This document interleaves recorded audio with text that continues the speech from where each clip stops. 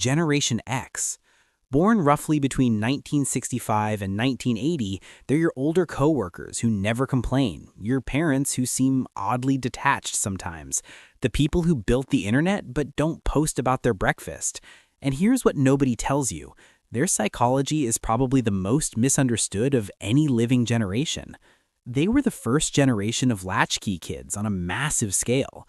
Picture this. It's 1978, you're 8 years old, and you come home to an empty house because both your parents are working. No smartphone, no Ring cameras, no way for anyone to check if you're okay. You let yourself in, make yourself a snack, do your homework alone, and wait. A study published in the American Journal of Orthopsychiatry found that by 1984, approximately 7 million children between ages 5 and 13 were regularly unsupervised after school. That's an entire generation learning that you can't always count on someone being there. That empty house did more than make them self-reliant. It drilled in the idea that actions have real consequences, ones you can't talk your way out of. When their parents finally showed up, you always knew where you stood. The rules hit hard and fast. Nobody cared about how you felt or wanted to talk about it. Step out of line and you paid for it, right then and there. Psychologically, this created what researchers call a high contingency environment, where actions and outcomes were directly linked without buffer time.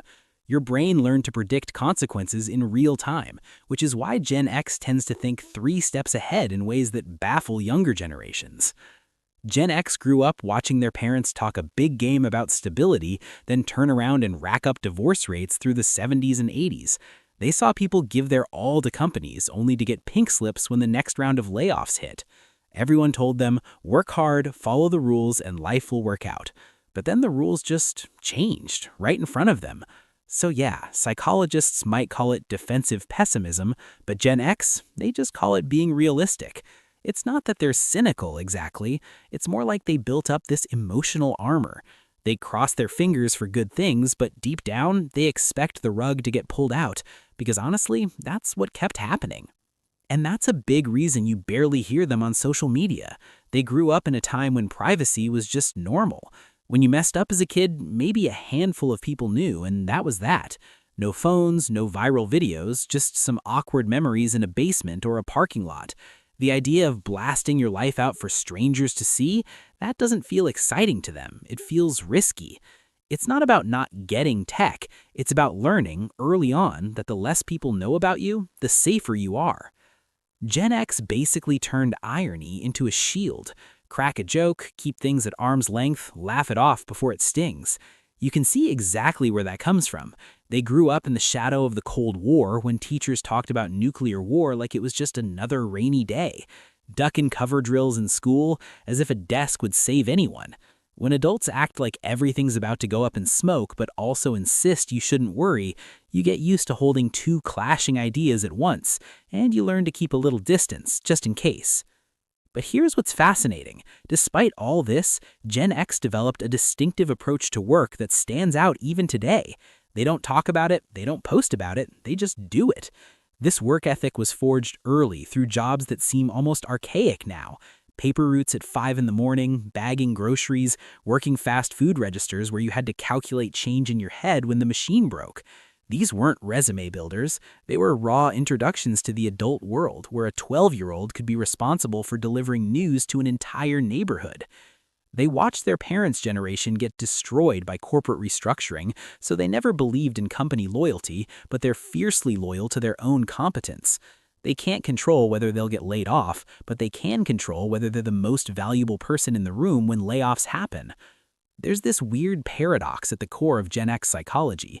They're simultaneously the most independent generation and the most quietly collaborative. They'll never ask for help, figure it out themselves, been doing that since they were 8.